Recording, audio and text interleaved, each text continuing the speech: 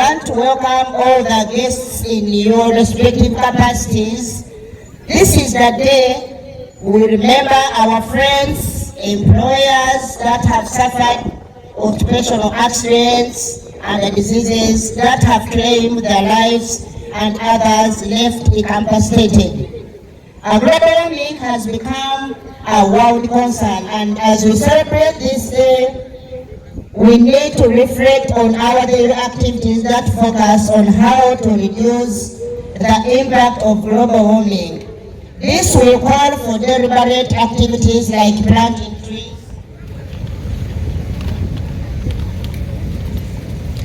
at household levels, institutions, and embrace the use of alternative energy methods other than depending on charcoal and firewood.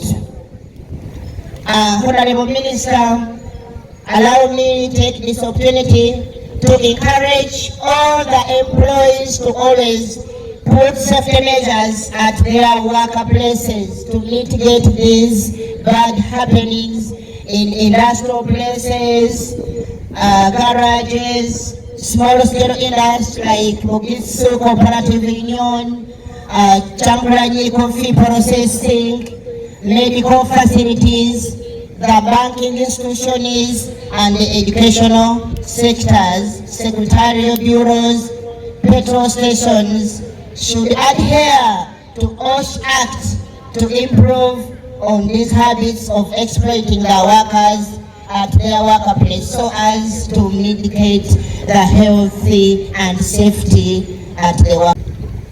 The interplay between climate change and occupational safety and health demands our urgent attention and collective action.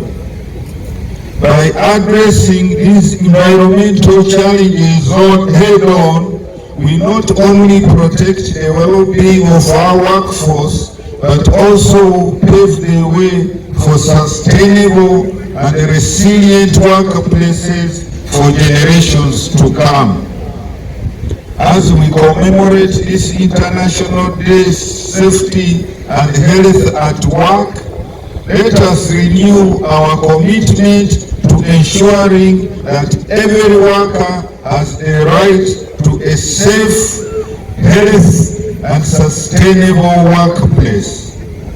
Let us work together to address challenges posed by climate change and build resilient communities where the well-being of workers is at the forefront of our efforts.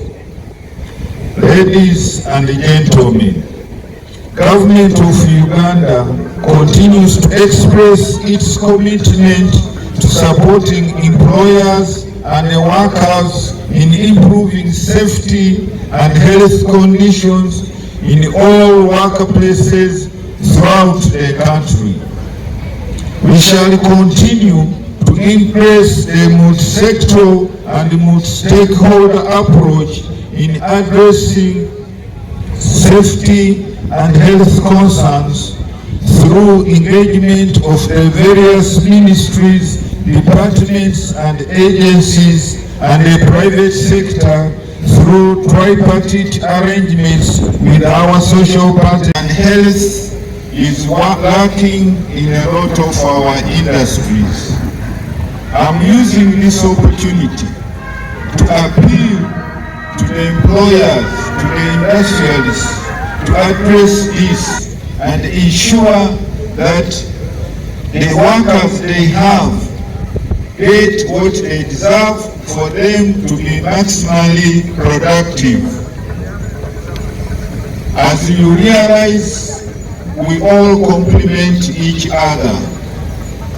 There cannot be workers without industries, and there cannot be industries without workers. And I've been impressed by our MP. She's aware of all these things and has made good appeals to the people of Mbale. Please listen to her. Let's come together and improve our industries and improve the livelihoods of our people. Sicknesses because of places where we work from. And yet when we go to work, we are supposed to be catered for, to be healthy, so that we get what will help our families. But if in turn we get sicknesses, it's quite unfortunate. And therefore I pray that we work together as government to monitor these places with different stakeholders, that people who work under favorable conditions. Otherwise, it does not make sense for me to work very well and at the end of it, I get sickness because I'm not protected. And then secondly, Honorable Minister, when people work, at some point, people eventually get sick. But many of us as employers, we don't take care of the health of people when they are sick. Instead, we send them away and employ others, which is very unfortunate. I don't know whether that's true, but for me, I know it because I'm also an employer.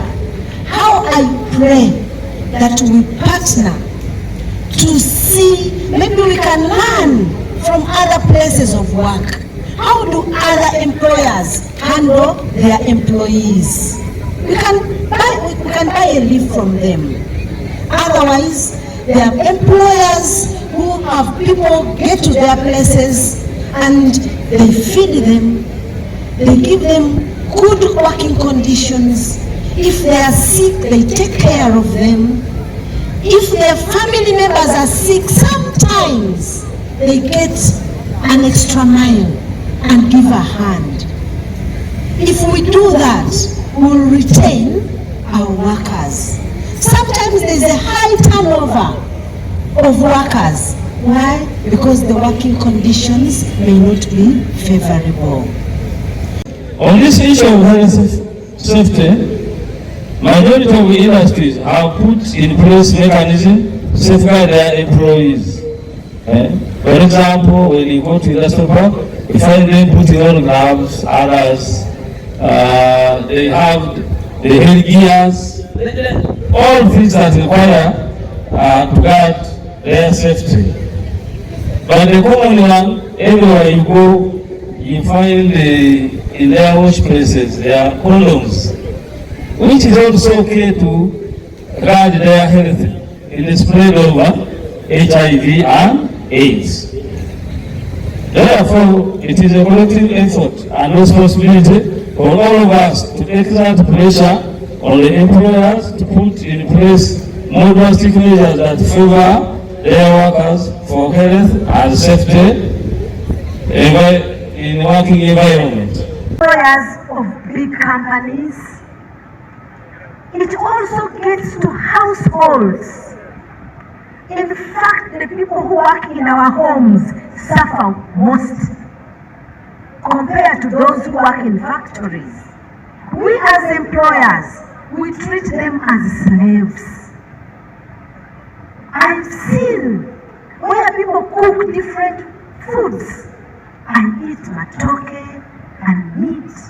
My employee eats posho and beans. Yet my employee is the one who cooks the food that I'm eating. It's unfortunate. That's unacceptable. But it's unfortunate the people who would be hearing this, many of them are not here. And therefore, they will continue with those habits. But how I pray that we work together and sensitize many employers that whoever works for us is not a slave. They are made from the image of God like us. And whenever we don't treat them well, we are not blessed. No wonder sometimes we get problems with our shops, with our factories, with our kinds of places, the hotels, the shops, the markets. All these As long as you know that you are employing somebody to work for you, it's good for us to treat these people humanly, so that God will also bless our businesses, and in turn we will all be blessed for the good of this nation and to the glory of God. I thank you. Working as a united front, government, workers, employers, and development partners, we can build a more resilient Uganda, where our workforce can thrive in a safe and healthy environment, even amidst the challenges of climate change. Uganda, however, still faces challenges of stigma and discrimination associated with HIV and AIDS, including violence and harassment among working communities. Stigma and discrimination undermine HIV prevention efforts by making people living with HIV to be afraid to seek HIV information, to take up prevention as well as treatment services, and failure to disclose their HIV status.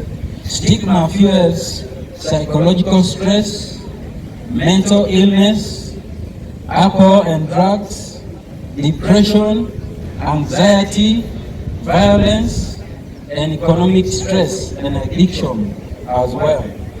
Today is a culmination of commemoration activities that have been going on for over a week now, and a build up towards commemoration of the International Labour Day on Wednesday, 1st May 2024. We have had the following activities since the beginning of April: weekly media interactions and radio talk shows, various workplace inspection teams that visited the Eastern region, the health run on Friday 19th, the sanitation drive, a symposium on Tuesday 23rd, and a press statement which was delivered by the Honorable Minister of Health and Development at the Media Center on Wednesday.